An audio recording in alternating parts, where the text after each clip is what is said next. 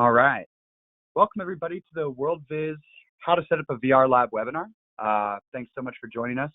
It's the morning here on the West Coast, but I'm sure we've got folks from all over the world. If you've got any questions about what we're talking about here, we'll be looking forward to answering those after the webinar. I'll just go ahead and I'll let you know who's talking today. So I'm Dan Tinkham. I'm head of sales for the Americas here at WorldViz. So you all might have worked with me before if you've contacted us in the US region. We'll also have Matthias Pusch, who's our CEO and the VP of Sales and Marketing. He's a co-founder of WorldViz, former McKinsey consultant, and he's been working in the VR space for almost 20 years now. We've also got Seto Rabauti. He is our Vizard VR software product manager. He's a solutions architect. He has been doing VR personally for many, many years, and he is very much tied into the whole hardware market and really kind of overseeing our VR software tools. And then Felix Rudert is our VizMove product manager, and he also has about 14 years of VR experience. Felix, Seto, Matthias all come from academic backgrounds where they studied VR in a psychology context, and they've done quite a bit of work in computer science, material science, and things like that as well. So I'll be your moderator for this webinar. I'll be looking forward to taking your questions and getting your feedback. But we'll kind of jump in right here, and I'll show you kind of what we're going to be covering today. So first thing I'll do is introduce WorldViz just a little bit so you guys have an idea of who we are, our background, and the kind of spaces that we've worked in. Then we'll go over just the areas of study and some specific case studies that we're really familiar with in the VR research space, mostly academic. After that, I'll really kind of briefly touch on what the benefits of VR research are, why you might want to choose VR research over other types of research options. Then I'll be handing it over to Matthias. He's going to go through the critical selection criteria for building a VR lab. So what are the things you need to know in order to build the lab? What are the things that you have to think about ahead of time? Matthias is also going to be covering software options. And then from there, we're going to be giving a live demo of our, tech lab. The tech lab is going to be Felix. He's going to be there. We've got a projection system, so you'll be able to see him with a webcam, and he'll be showing you some different VR hardware. And after that, we're going to have Seto, and he's going to go through, the different hardware options, add-ons, things like data gloves, eye trackers, biofeedback, how these things plug into a VR environment, and then how to get that data out. Just a little bit of housekeeping here. Everybody's muted as default. You all can, submit things over chat, I believe. But you can also send us a question. We'll be having a couple of polls, and we'll prompt you guys when to respond to that. So we'd love to get your feedback if you don't mind on the polls that we'll be asking. And yeah, looking forward to it. So without further ado, I'll get started here. So WorldViz has been doing VR for, almost 20 years. These are just a small selection of the customers that we've worked with. Really, started out on the kind of high-end aerospace side, but definitely academic work has always been in our DNA. Our company was actually a bit of a spin-off out of a UCSB psychology research lab. So that kind of formative years in academic research has always informed our tools and the work that we do. So traditionally, a very large portion of our customer base has been academic, and many of the folks who work at WorldViz come from a research background. So just to give you a little bit of an idea of the kind of work that we do, we've got two main software tools that we'll be talking about a little bit today, but we're really trying to keep this more to a generic how to build a lab, what you need to know. But Vizard is our Python-based software tool that is used quite a bit by academic researchers, and Visible is a remote collaboration tool. So this is really more focused at education and business and training, but it's really like a drag and drop tool where you don't have to program. And Vizard is a more powerful, more flexible, but programming-centric VR creation tool. On top of that, we also have integrated hardware that we provide oftentimes to labs. So Felix is going to be showing you a little bit about that. And then we also will do some consulting and development services. So a little bit of context there so you understand where we come from. But just to understand what we're doing with our customers, this is the kind of research and development use cases that we've seen in the field effectively. So where are our customers working right now? The traditional areas are things like phobias, addiction. There's definitely a lot of exposure to controlled stimulus in VR. So you're able to just, take a person into the same environment and really just repeat it over and over again. Kinesiology, when you start adding things like motion capture, which is very easy to do to just, have a person mocapped up and you can actually get their physiological data as they explore, a maze or potentially, a visually rocky terrain or something like that and see how they react. So those types of use cases. The falling lab, so there's a lot of people who are doing research, with elderly populations, people who have to navigate, the edge of the carpet, or where are you at a higher risk for falling? And VR can really kind of help simulate these different spaces. Spatial cognition is, another area where VR can give you the opportunity to kind of walk in a maze-like area. And computer vision is also a space that many of our customers have worked in. Moving on to some of the newer areas that we're seeing, definitely group interaction, multi-user applications. So whether it's a training context or problem solving, seeing how these different types of group interaction things go. Traditionally, there's been a lot of work with virtual humans, which I'll talk about in a second when we start getting into the specific case studies. But adding things like motion capture and eye tracking to this, where you've got multiple users in the same space, is really giving us some interesting results about how effective these types of virtual interactions are, and it's even more important now that folks are having to physically distance themselves due to the recent pandemic. So understanding how, remote collaboration works, how effective this is for people at distance, for learning, for communicating with each other, this is definitely an area of growing research. A little bit more, we'll talk about this somewhat, but assessment and treatment of disorders is something that, is being able to, the hardware is actually able to reveal some underlying conditions for folks.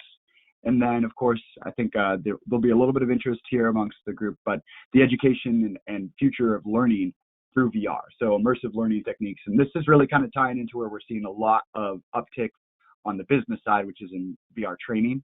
So education is effectively VR training for the academic population. So let me get into some specific case studies here. I'll just go through a couple of different WorldViz, customer examples just to give you guys some context for how folks are using it in the field. The first one would be the Stanford Virtual Human Interaction Lab. That's what VHIL stands for, Virtual Human Interaction Lab. And what they're really, a lot of the focus of their work is on interaction between humans and virtual avatars.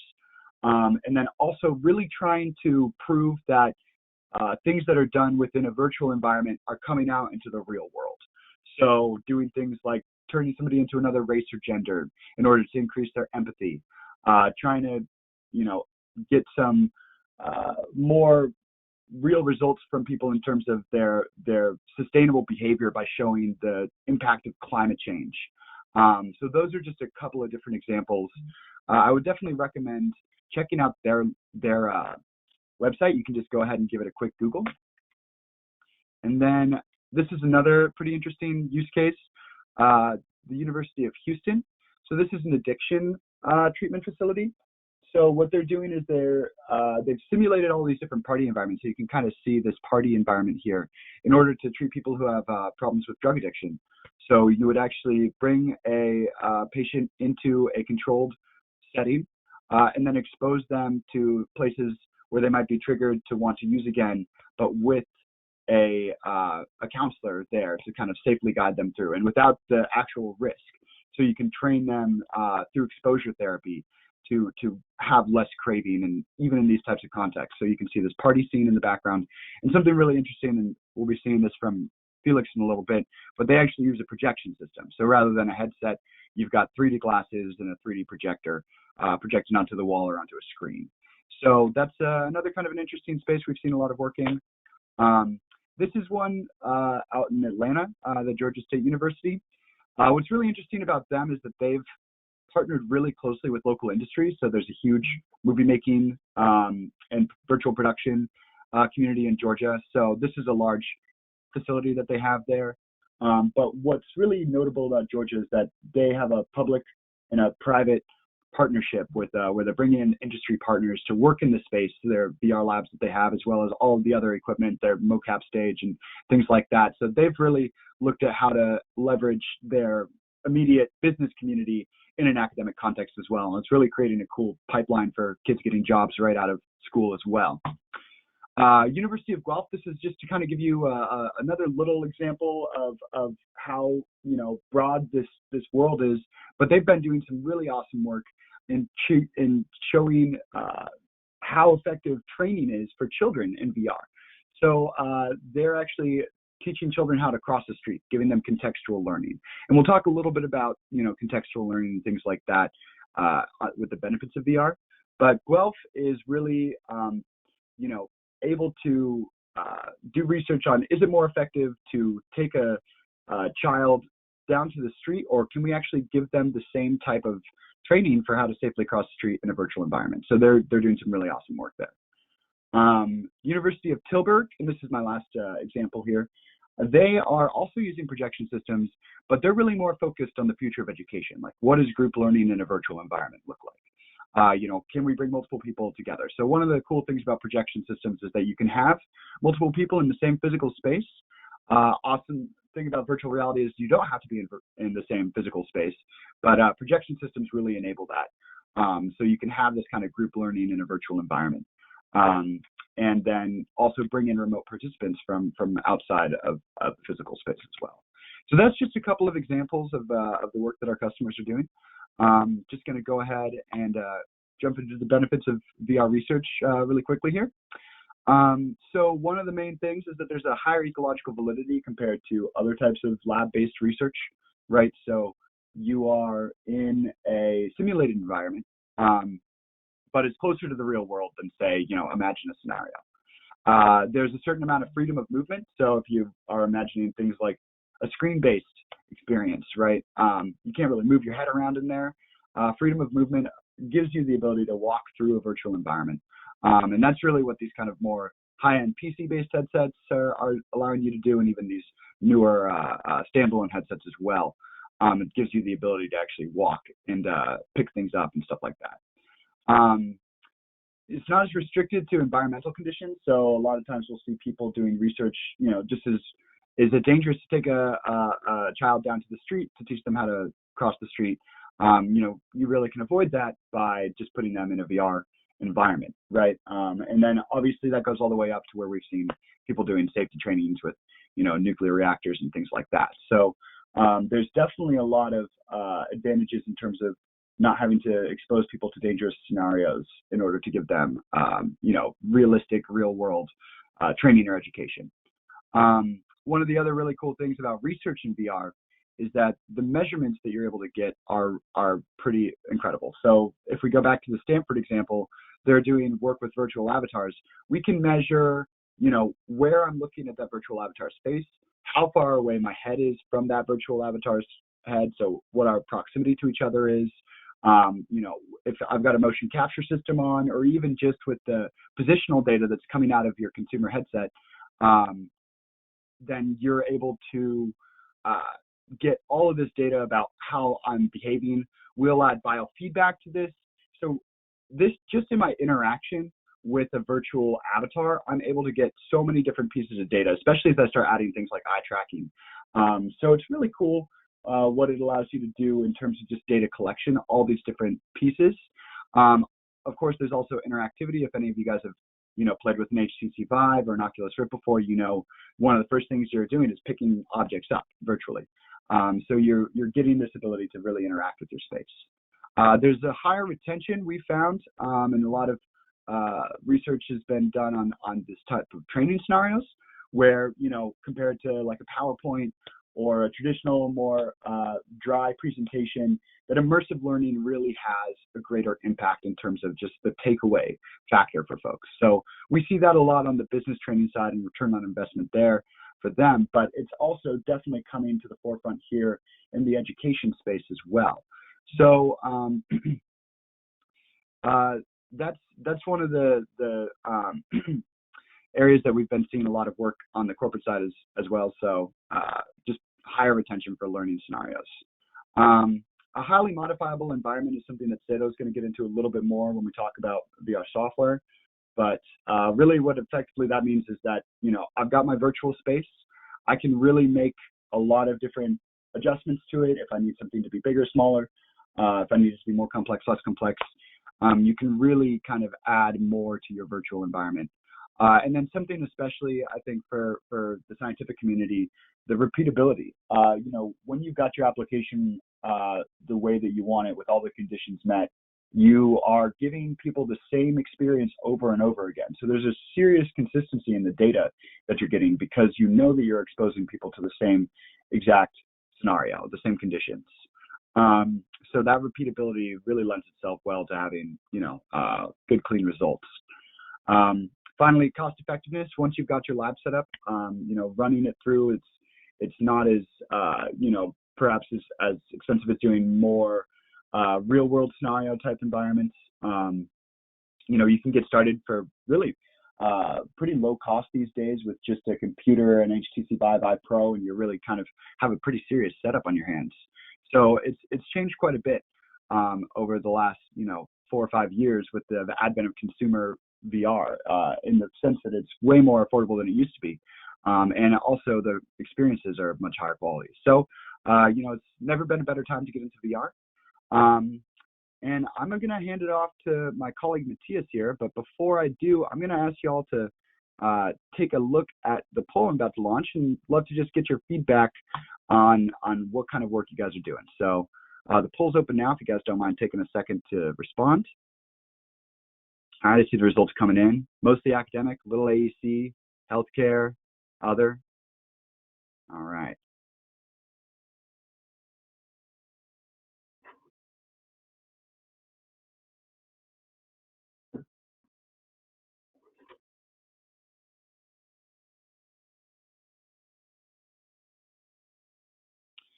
All right.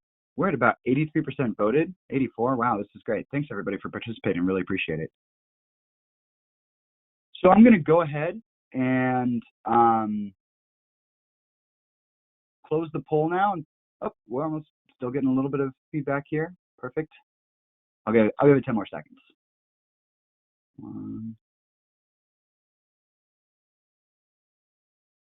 Okay, great. I'm going to close the poll, and we can see.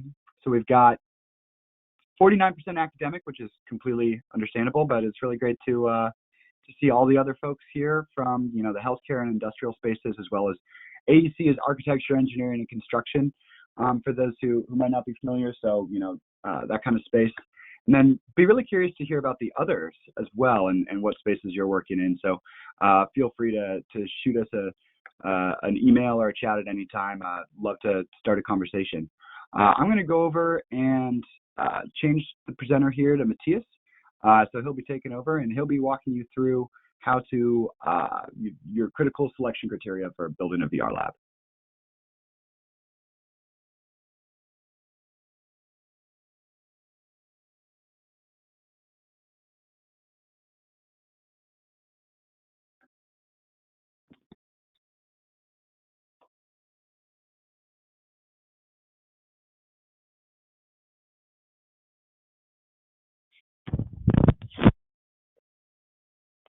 Hi everybody, here's Matthias, and I'm actually one slide ahead of myself here, so let's see if I can change that.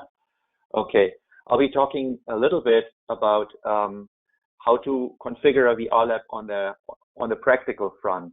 I have done this for pretty much 18 years now, so I've seen a lot of labs and research spaces configured, and usually there is a certain amount of criteria that we have to understand in order to basically help put a good solution together for the customer. Let's start with the money. The first thing that is somewhat important is to have an assessment of how much money initially is being allocated for the virtual reality lab. And the reason for really having to know that is because, as Dan just said, there is a lot of components in the market, and some are more on the consumer side and some are more on the professional side. And everything has pros and cons. So you can put a meaningful VR system together these days for like $2,000 or $3,000, and you can obviously also put VR systems together that are hundreds of thousands of dollars. So it's kind of important to have an understanding like how much, like what the size of the budget is in order to make a recommendation what would be the best possible solution for the individual use case. And then obviously also it's important to know what the use case is. I get to that later. The systems we put together typically are trying to be as scalable as possible. So we really try to select components that can later on be basically configured with additional new components, and so your lab is expandable.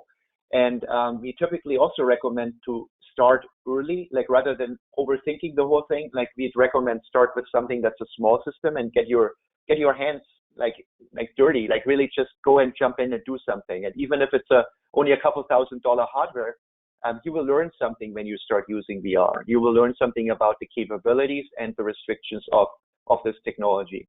And it's really good to do setups in an iterative fashion. Like Dan earlier showed a slide of the Stanford lab, and I think they had 3 or 4 iterations, and they're still iterating. And it's always depending on how the research changes and also how the technology changes about which technology makes sense for your individual research or training environment. Then that gets me to the third point, which is really the use case. And that is very, very important. And the one thing that is like an anecdote that I have had for a long time when I work with customers is that I always ask customers, can you do what you want to do in reality? And if the answer is yes, I can do it in reality, then I have to ask, why do you want to do it in virtual reality? Why wouldn't you do it in reality? In many cases, reality is better, specifically for training, than virtual reality. And I would only recommend virtual reality if there's a good reason for it.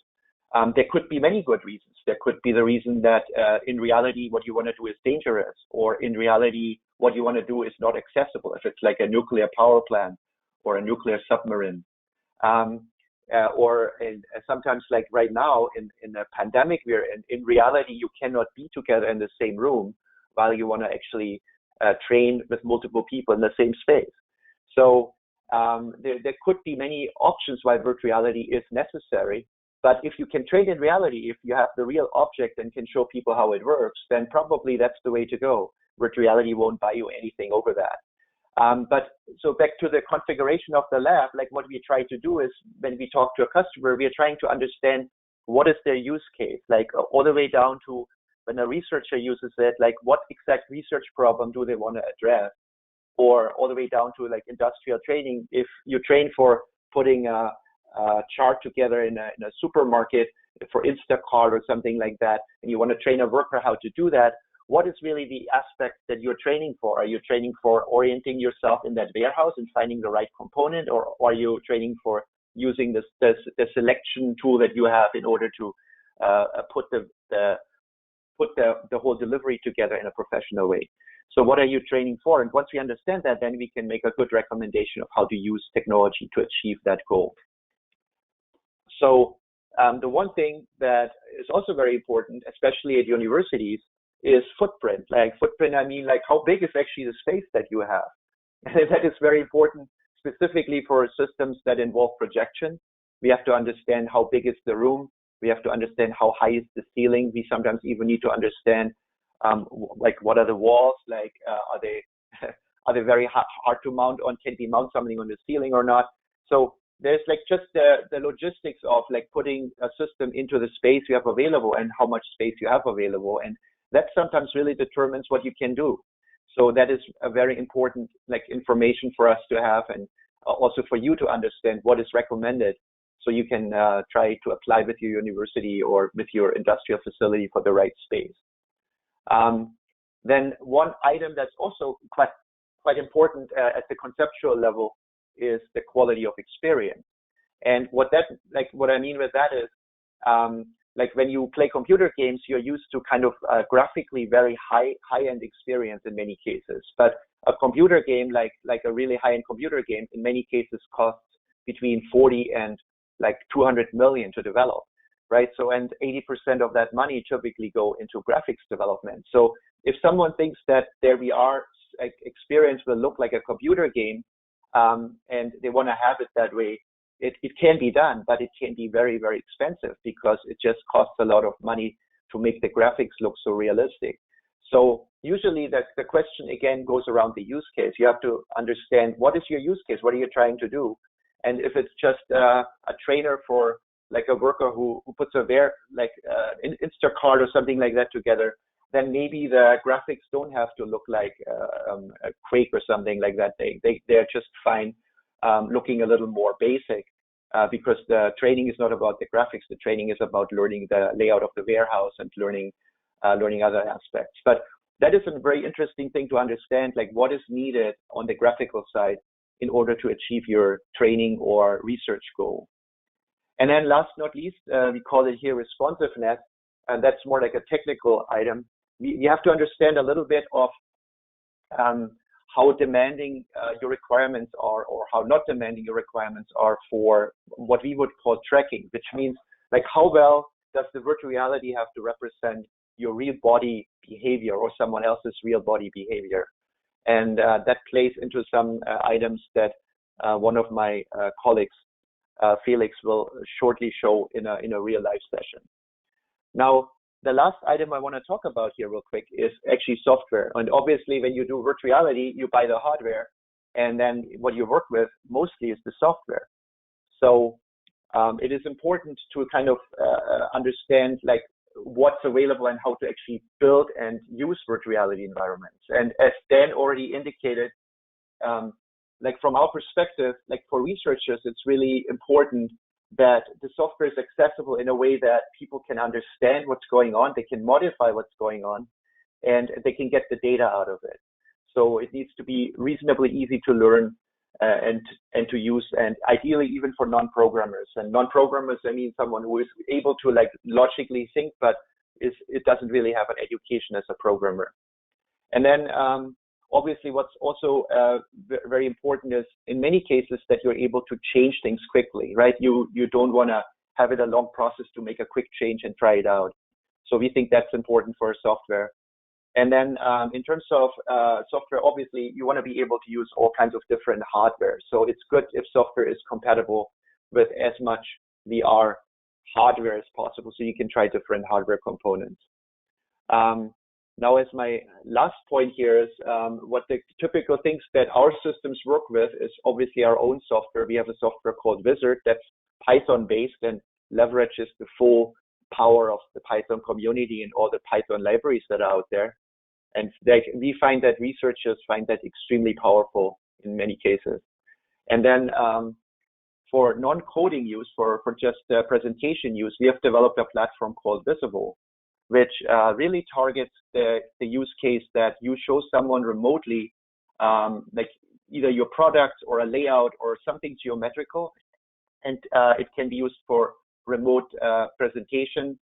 We are ourselves using that. When we put a VR lab together, we actually, in many cases, basically built up the VR lab for our customers in the Visible platform, and then either we send them, like we FedEx them a couple of these list boxes, so they can hop in the virtual reality like system with us at the same time, and we can show them the layout of their future VR lab. We found that very powerful because then the customer is in there and can actually see how the VR lab is going to look like, and we can even discuss where the screen is mounted to the wall, or where the different people walk around with head-mounted displays, or how the room layout fits the planned virtual reality layout. So that is one application of Visible that we use ourselves in our own workflows, and we have also seen customers starting to use it the same way. It's really meant to be able to present to a remote party a geometrical layout, or discuss something that involves graphics and layout options. And last not least, the obviously really big, like popular engines in the game development are Unity 3D, which really a lot of VR is developed in Unity 3D, and also a lot of like iPhone and iPad games are developed in Unity 3D. And then there's Epic's Unreal Engine, which is a very powerful platform usually for high-end game development. But they also, this platform is also capable of doing virtual reality. Then typically the graphics look really amazing with the Unreal Engine. However, it's more work to develop something typically than to do it in Unity 3D or in Wizard. So that's really the engines. Like work with hardware systems typically work with all three of those engines. Actually four, like Wizard, Visible, like Unity 3 and Epic's. But it is obviously important like that you kind of make a judgment which engine fits your research or your development the best, and then basically choose that engine.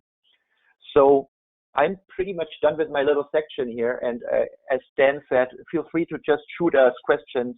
We are actually seeing some questions come in here right now, and we'll attend to that at the end of the session. And what I'm going to do is I'm going to hand over the presentation to my colleague, Felix Rudert.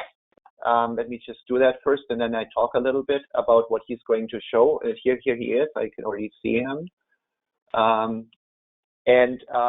Felix is going to actually show in a virtual reality lab. Like we have a warehouse at WorldViz, and he's in our warehouse all by himself. So because we have social isolation going on here in California, but he's able to show like a real setup with different components and show people how a lab is configured. It's like really hands-on basically.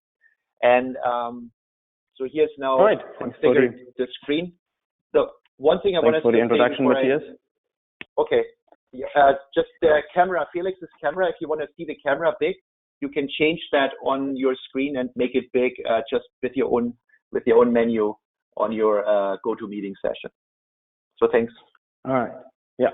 Thanks for the introduction, Matthias. I hope everybody can see me as well as the slides. Yeah, I will have to look to the side to see what slide I'm on, so excuse for that. So yeah, I'm going to give you an overview of the key components of a VR system that are the displays as well as the motion tracking system. Those are the key components to make a VR system work and make it work well, depending on how good they are. And then later on, I'm going to hand over to my colleague Sedo, who is going to talk about all the accessories that you have available to augment a VR system, a VR lab, and there are like a huge number of devices out there right now. So first off, displays. There are the two major categories: the head-mounted displays, where a user wears the HMD on their head. It's a more solitary experience. The level of immersion is, I guess, the highest there is, because the user can freely look around and experience the VR, the virtual environment. Here's an example of a VR headset, VR HMD. And on the other side, we have projection systems that you can see behind me here. So for HMDs, there are PC-based HMDs, like this one that has a cable connected to a PC that allows for significantly a higher rendering power, because PCs have dedicated graphics cards. There are also standalone headsets that I guess don't have the cable, and the rendering is done on the headset itself. That allows better freedom of movement. However, the computational power is limited because it all needs to fit on the headset itself, and then that makes also the headset a little heavier, a little less comfortable to wear. compared to a lighter weight device that is connected to a PC. The key players in the market are right now are the HTC Vive line of headsets, and then Oculus with their different devices. Both of those players have PC connected headsets as well as standalone devices, and then there's wireless options. For example, HTC Vive has a wireless adapter that gets rid of the cable. However, in our experience, those are still in the development phase. So there are still connectivity, reliability issues in our experience. The alternative is to use a backpack PC. So you can connect the headset to the PC and wear the PC on your back, and it's actually a fairly lightweight device, and it still allows you complete freedom of movement here. All right. Then on the projection side, the traditional projection VR system is back projected. Think of like the user standing in front of the screen and the projector is projecting onto the screen from behind. That requires a fairly large footprint because you need at least, if not more, space behind the screen that you have in front of the screen. And if you have multiple screens, that's a fairly large footprint that is required there. The alternative is to do front projection. So with like regular projector, you have the problem that if the projector is, well, let's say over there, I'm standing here, I would be casting a shadow onto the screen. The solution is using ultra short wave projectors that we have here that project onto the screen at a very steep angle. So I can stand here without casting a shadow onto the screen. Only if I get really close to the wall, I'm starting to cast a shadow from that projector. So what we found the most economical setup is what we call a, where you have two screens, two projectors, but you can extend this with a number of projectors that get blended together. And then there is an option to get rid of the corner. You use a curved screen. Again, the most economical is the corner, since you don't even have to use screens. You can project onto a white wall in a corner of the room. To do a curved setup, you would definitely need a screen. You also need more projectors that get blended together for a seamless image. And then lastly, I want to talk about ceiling and floor projection. So ceiling and floor projection is possible to do. It increases the level of immersion. It, however, only looks correct for one individual user that is being tracked. So think of the Tilburg classroom teaching scenario that Dan mentioned earlier, where you have a group of people. So for the group of people, like what's projected onto the side walls still roughly looks correct. I'll show you that in a minute. But a ceiling and a floor would not look correct. And it significantly increases the complexity and cost of the system as well.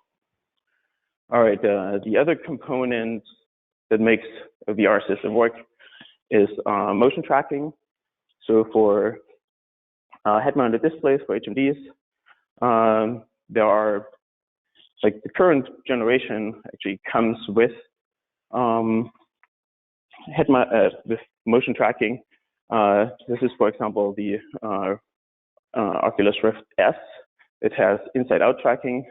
It has cameras on the headset that record the environment and calculate the tracking based on that. And then the other option is like an outside-in tracking. For example, the HTC Vive has the lighthouse trackers, or our tracking system here. You can see sensors up on the ceiling that essentially track little trackers on the headset or controller. So with the consumer devices, you have limitations because they're not focusing on the same key aspects that like one in a VR lab would focus on. So accuracy is limited because it's not required to be as high. We developed a solution that allows us to augment the consumer-based systems with like a research-grade systems, as we call it. And then things like multi-user support. So if you have multiple headsets in the same space, is limited with consumer-based tracking systems. And also the compatibility with accessories that Sato is going to talk about later on is limited as well. So yeah, depending on what your focus is on your research, you can go with a consumer grade system or then upgrade to a more research grade system. For projection systems, there is not really a consumer solution yet, I guess. The key players there all use optical systems that can be categorized into active versus passive optical system. This is an active optical system where we have LEDs here emitting lights. Makes it possible to encode a signal in the LED that the LED emits that the sensors detect and therefore can identify each individual LED. In a passive system, the light would come from the sensors themselves. They light up the scene. Those would just be retroreflective balls, and it would require a number of these. We call them the Christmas tree, to be able to identify each individual one. All right, and that I'm going to show you our. Let me turn off the light first. I'm going to show you our setup.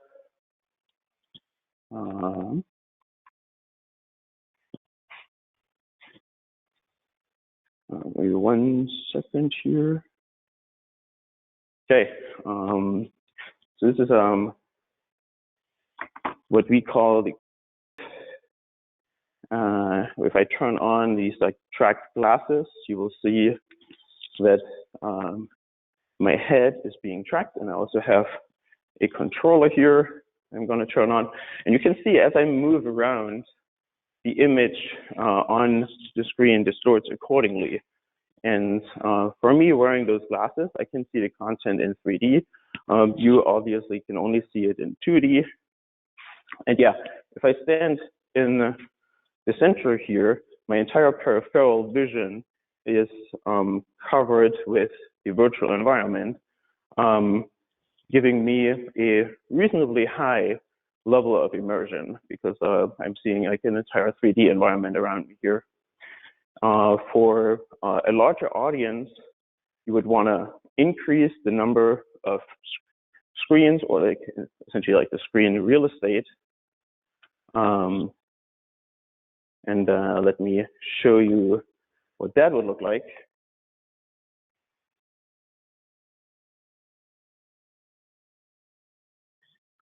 So I hope you can still see. Yeah, you can still see my webcam view here. So now we have, like I added, extended the screen. You can only see actually part of the entire setup here. We have a total of 5 projectors blended together here. And now I'm able to walk around in the virtual environment. For example, there is a light post here that I can literally walk around, and I see it standing in 3D right here.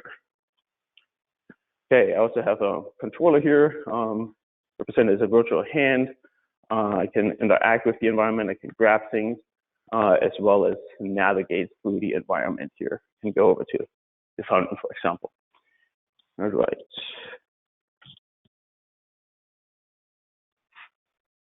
And with that, I'm going to hand over to my colleague, Sato, who's going to talk about the accessories.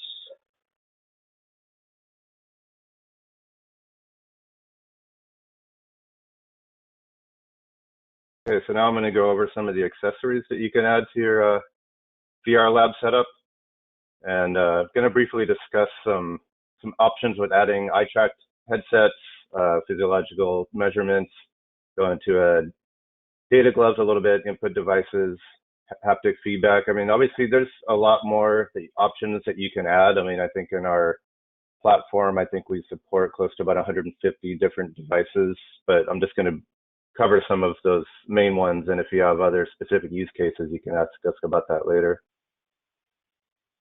So up first is eye-tracked enabled headsets. So this has a lot of use cases right now that's being used in like training, marketing, research for diagnosis of health conditions, or foveated rendering is another use case, which basically just renders the highest resolution where a user is looking within the scene. And this is some of the main VR headsets to provide eye tracking. So this is, maybe you've heard of the Vive Pro Eye. This is goes for about $1,600 for the full system, or $850 for the headset. And this is a HTC, and eye tracking is provided by Tobii. And then if you have an existing like Vive Pro or DK2, this is a People Labs device, which this actually is just the cameras you can pop into your existing headset. And you can see the cameras on this are external versus the one in the Vive Pro Eye, the cameras are embedded in the headset.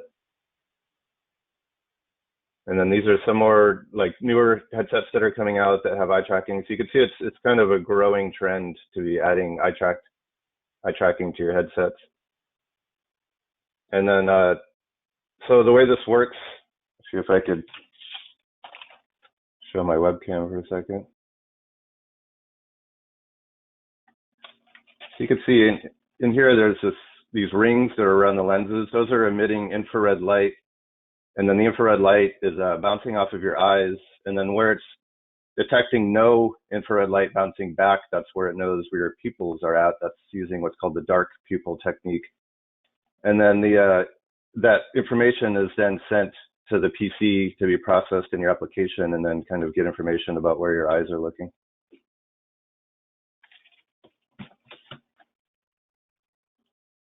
And some common measurements that people do when they're using eye tracking is like, so you have gaze points, which basically just shows where you're looking in the scene. Fixation, which you can define depending on, like, it's usually about 300 to 500 milliseconds, where the gaze points are very close in time and space, meaning that's an area that someone is interested in. And things like heat maps, which is kind of a general distribution of gaze points, as well as a lot of other metrics.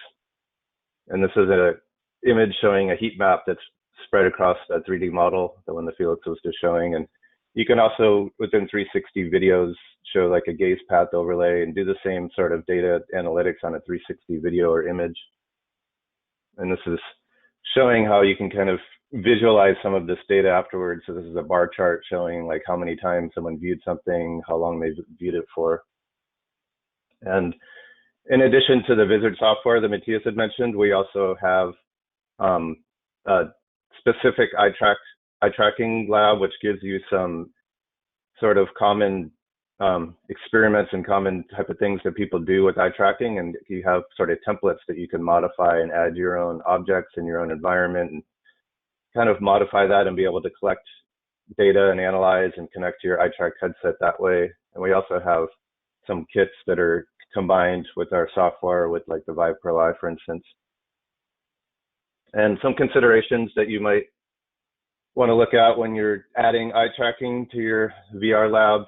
I mean, obviously you're collecting more information, more personal information about someone's interest, and so that might be some privacy implications. There might be more complexity of adding eye tracking to your simulation, which was why I was showing you we have those templates, which might help for that.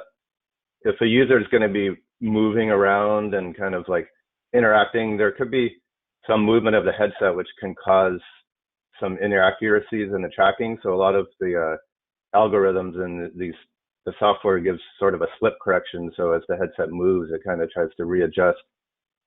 And then there's price considerations, but as I said, the price is actually coming down a lot from what they used to be. And then you want to think about what metrics you're looking to measure. And if you already have an existing headset, then maybe you could use something like a pupil hubs that might fit into that. The sampling rate, as far as like how many times per second this is sampling eye track data. So for instance, the Vive Pro Eye does that about 120 times a second. And then as well as like the resolution of the headset, the comfort, field of view, and then you're going to have to calibrate per user. And so now going into physiological data measurements. So this is another popular tool for data collection, and it gives you more of like an implicit reaction idea of what someone is actually like, how they're actually experiencing a scene rather than just what they're seeing. So you get more of the subconscious responses, and it gives you a lot more insight into how someone is responding to a simulation or training or things like that. And one of the more common systems that we use a lot and a lot of our clients use is the BioPack physiological measurement systems. And so this synchronizes with our software, so you can have an experience where someone they might have a snake appear, some kind of like phobia stimulus, and at that exact moment that happens, you can then send a marker to the software, and it can, at that point, you can see what their heart rate was or the EEG or whatever you're measuring. And so, yeah, this connects with their Acknowledge software with Vizard, and then you can use that to kind of accurately get a display or measure and analyze physiological signals. And some considerations in adding physiological measurements is there might be a little bit more setup and preparation. So you got to know how to add the electrodes properly, depending on what you're measuring. There might be more wires, but you also, they have wireless options. So you can kind of then have a little bit more freedom of movement. You want to think about what measurements you're going to need, whether that synchronizes with the software, which I think our software synchronizes with BioPack, and as well as some other ones. And if there's any compounds in the environment that could affect how someone is, like how their physiological measurements that are going to be responding if like it's a really cold room or something that's kind of happening in the environment, so things like that. And then also the accuracy of the measurements, and then if it's going to restrict movement and how that fits. And so lastly, I'm going to go really quickly into data gloves and haptics. So this is a picture of some data gloves from WorldViz VR, and a lot of the data gloves, there's different ways that they measure how the fingers are moving. So what's common is like flex sensors. That's what the WorldViz has. So it kind of measures the flexion of your fingers.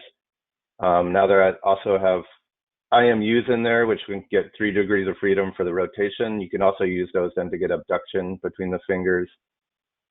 So how your fingers are spread. There's WorldViz also has a VR Prime haptic glove, which gives you more haptic feedback. So right now this one just has the vibration on the back of the hand, but the haptic glove has more connections to fingertips and get haptics that way.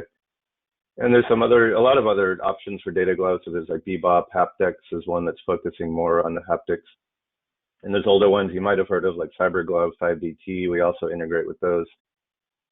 And then in addition to the actual gloves that are tracking your hands, you might have heard like Leap Motion is like a camera-based option for doing finger tracking, which also is what the Oculus Quest just added. And that's essentially just looking at your actual fingers using the infrared camera. And then that can be subject a little bit to occlusion or field of view. So those are things to think about.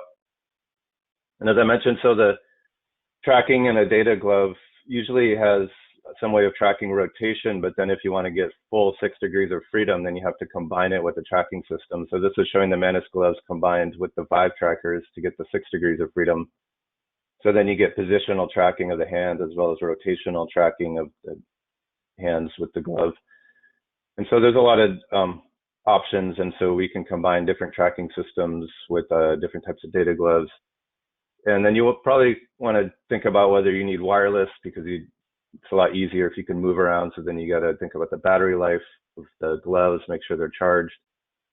The latency as far as how fast it responds to finger movements, as I mentioned, like field of view. So that could be not only for the field of view of like what you're seeing, but also just tracking the hands in general, how well they fit, what type of haptics you're looking for. And then also for doing certain things, like if you want to do a realistic grab of an object, it may require a little bit more tweaking in the code than just having the hand being tracked, because it might be that you want to do an animation or have your hand look like it's really solidly grabbing a 3D object. You're going to have to calibrate for every user, and obviously now it's even more important that we know that you want to make sure they're washable, or you can kind of have a way of keeping them clean so they're not spreading germs. And this is a really quick video just showing also you can interact with an environment just by having a physics-based interaction. So it's putting collision boxes on the fingers and the objects so that you can interact with sort of a more realistic way within objects. So that's just using physics.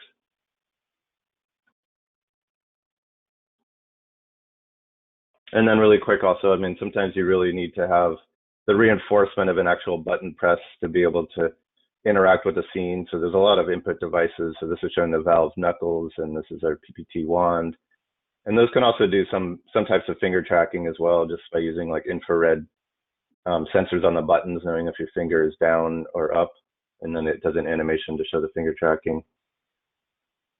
And then just really quickly, other types of haptic feedback. I mean, haptics is definitely one of the underdeveloped aspects of virtual reality. So it's continually evolving. Most of the haptics that you experience are going to be just like a vibration, so a vibrating motor that gives you the kind of like feedback that you touch something or something happened. This picture here is showing more of one of the resistance-based haptics, which keeps your fingers from closing when you are going to be interacting with an object. And then this Tesla suit is using some electrical stimulation, so it actually stimulates your muscles to trigger the experience of something that is hitting you or something that's being touched in the environment. And so that's another way. But as I said, this is evolving a lot right now. And then adding these accessories to your application. So we have a tool called Viz Connect, which can add different types of tracking systems, displays, input devices, data gloves, and you can combine this all really quickly and easily, just basically just clicking just a GUI-based interface, and you just click and select your hardware. So that's something that you can ask us about. And now I'm going to switch it back over to Dan to finish this up.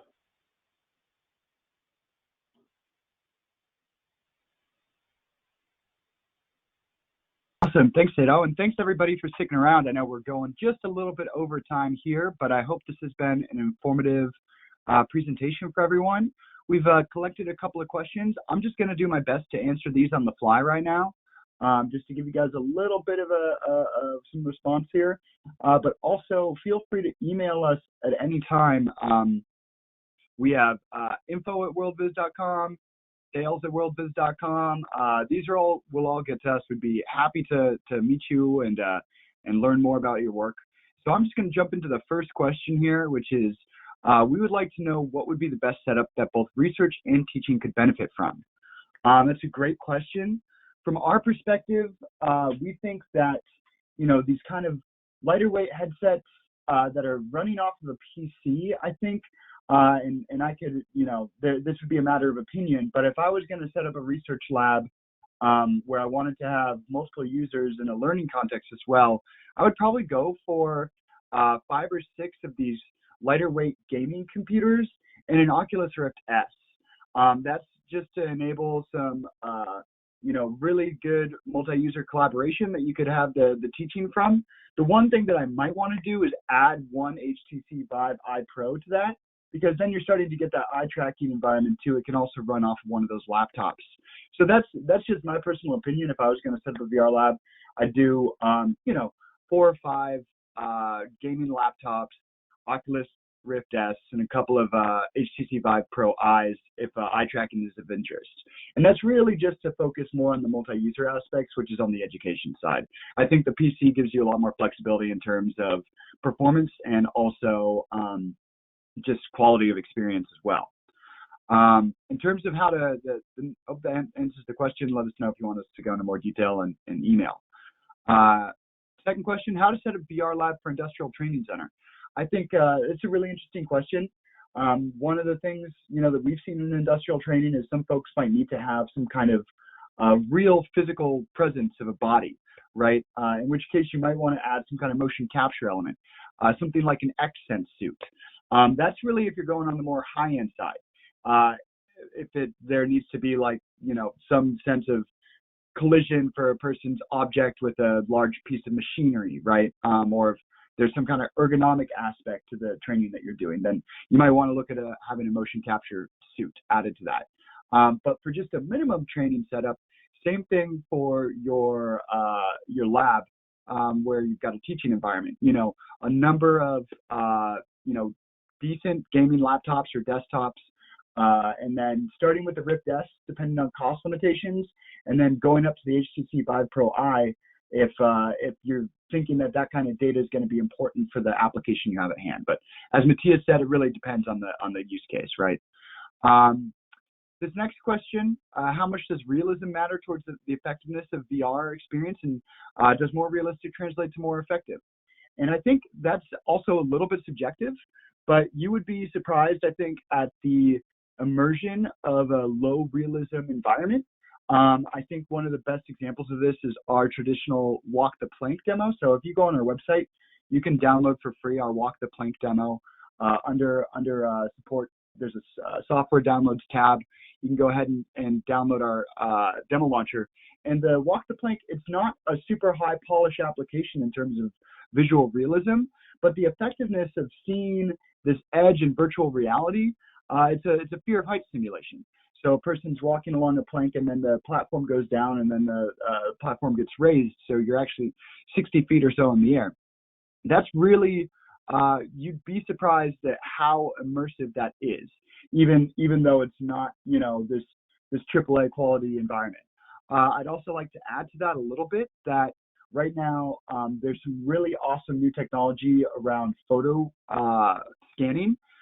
So we call it photogrammetry. This is how we are doing a lot of our own production in-house. We will actually use DSLR cameras. We'll, even some higher end like camera rigs sometimes to do a scan of a object, and you're actually getting a fairly photorealistic model from this technique. So that's something that I would recommend looking into. I would also recommend looking into some of these free model databases. Sketchfab is a really good one. And like I said, let us know if you want to, reach out and get more information on any of this. Do you have research in VR applications in medicine? So this is, I think, another one more question.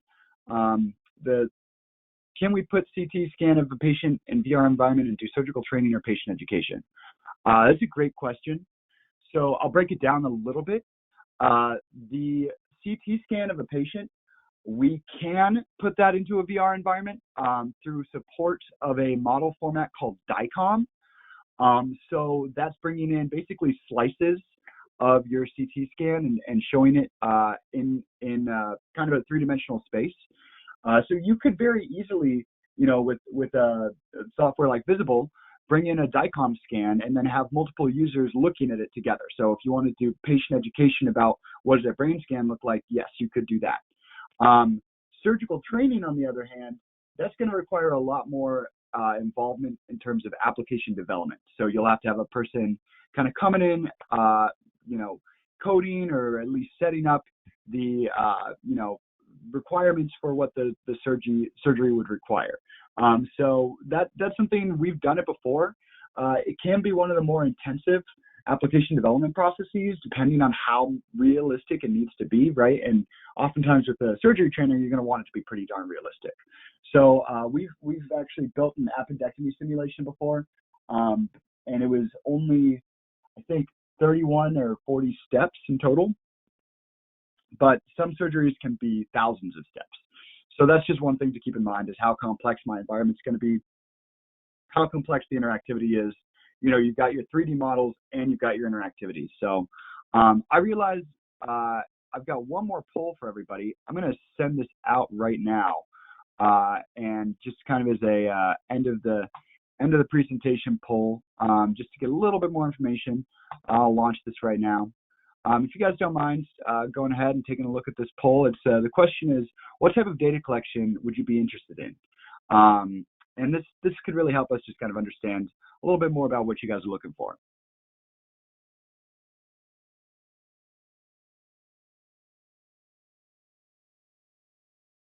Awesome. Thanks to everyone who's voting right now. Really appreciate it. So the options we have are physiological measurements, and we're seeing a lot of positive feedback on that. Eye tracking, also really important. Full body motion tracking, it's a really cool space to be working in.